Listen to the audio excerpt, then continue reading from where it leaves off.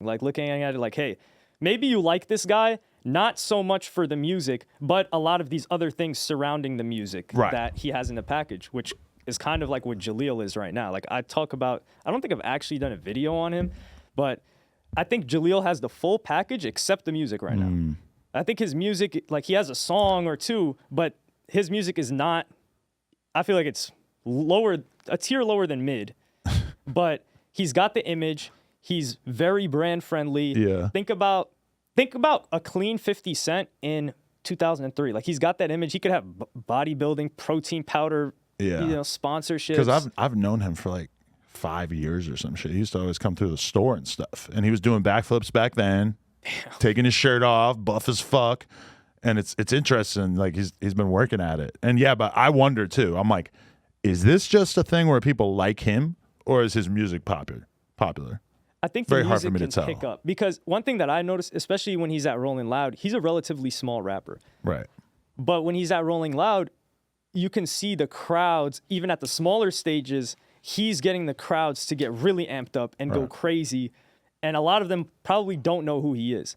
So if he's able to captivate a crowd, I feel like that's the best marketing nowadays, if you have a crowd going crazy. Well, you contrast that with the average rapper who basically makes no attempt at getting the audience pumped up. Were you ever into punk and hardcore or metal or anything? More like pop punk. Okay. Because I grew up going to a lot of those shows. Like I was listening to rap, and I was listening to hardcore and metal and stuff too, but I was going to hardcore and metal shows. I really didn't go to like rap shows until I got way older.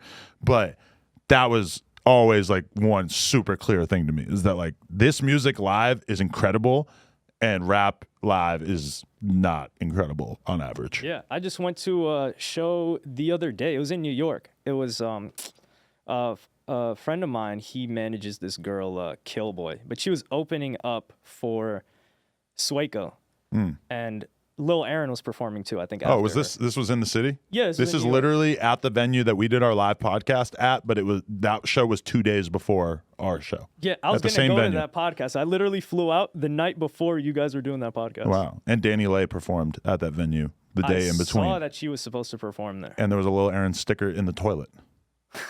Like inside the toilet. So like, yeah, but I figured he had probably been there recently. Yeah, he was definitely there. He put on a good performance though. Right.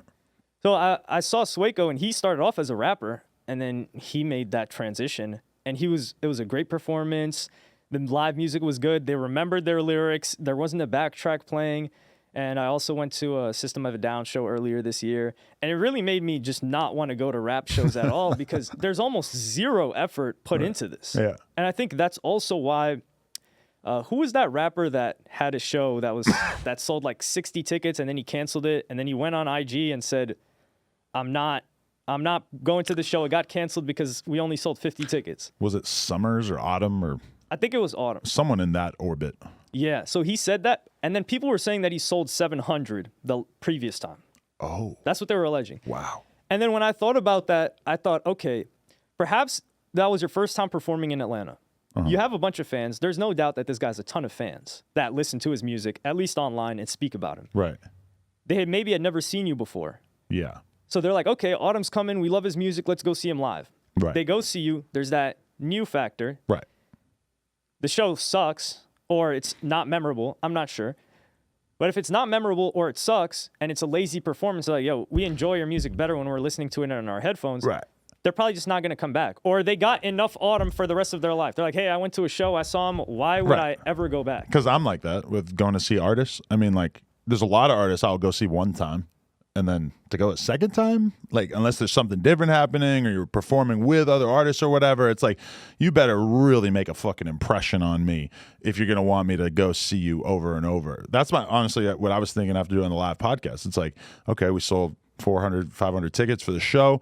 If we come back and do this city again in a year, are we going to do more tickets? Are we going to do the same tickets? What percentage of them are going to be the same people? Like, what do you have to bring to a live show to sort of make people become these devoted, dedicated fans? Because it's very easy for me to understand why people go see metal and hardcore bands over and over.